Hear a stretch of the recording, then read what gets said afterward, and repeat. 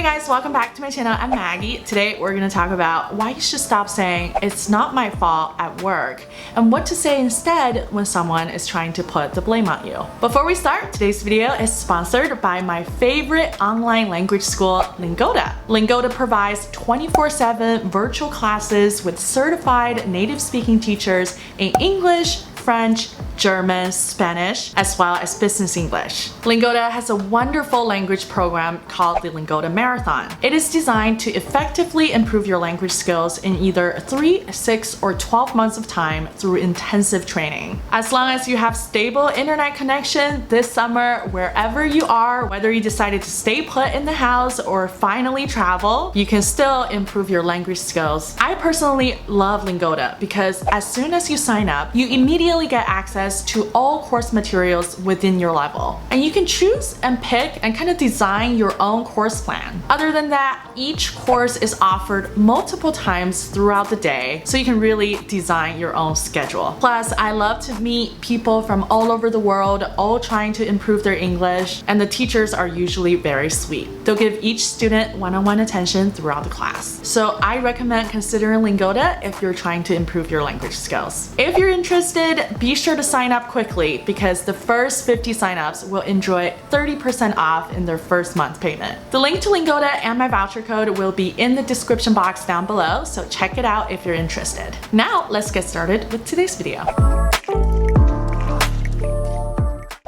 First, let's just talk about why you should stop saying it's not my fault altogether at the workplace. It's not my fault, it's just a more casual expression in everyday life. If there's been a mix-up at the workplace, even if you did nothing to contribute to this outcome, but someone singled you out at a meeting and it made it look like it's totally your fault, you still shouldn't say it's not my fault because it'll make you sound very unprofessional and even a little childish. So what do you say in moments like that? First one, you can consider saying, I wasn't aware of that.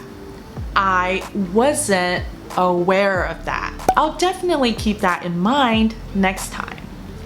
I'll definitely keep that in mind next time. This one is suitable in a situation where what you did contribute to the outcome of this project, but you did it unintentionally and you weren't aware of how things are done in your new position or in this new company. For example, in this company, it's just an unwritten rule that everything is shared in a Google Doc.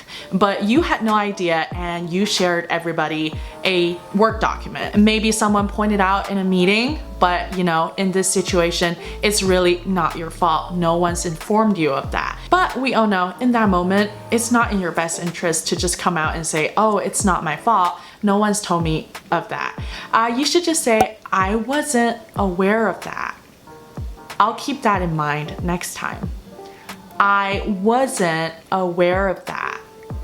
I'll keep that in mind next time. Next one, you can say, well, I wasn't involved in this part of the project, but please let me know the correct way to do this for future reference. I wasn't involved in this part of the project, but please tell me the correct way to do this for future reference. Now, this is a really clever way to say, hey, this wasn't my fault. It's not my fault. I wasn't even involved in that part of the project. But if you simply say it this way, what you said was not constructive at all. It's only telling everybody that you are not to blame. But if you say it the second way, not only you clarified that you're not to blame, but you also showed that you are willing to learn and you don't mind about that comment and you have the big picture in mind. I wasn't involved in this part of the project, but please tell me the correct way to handle the situation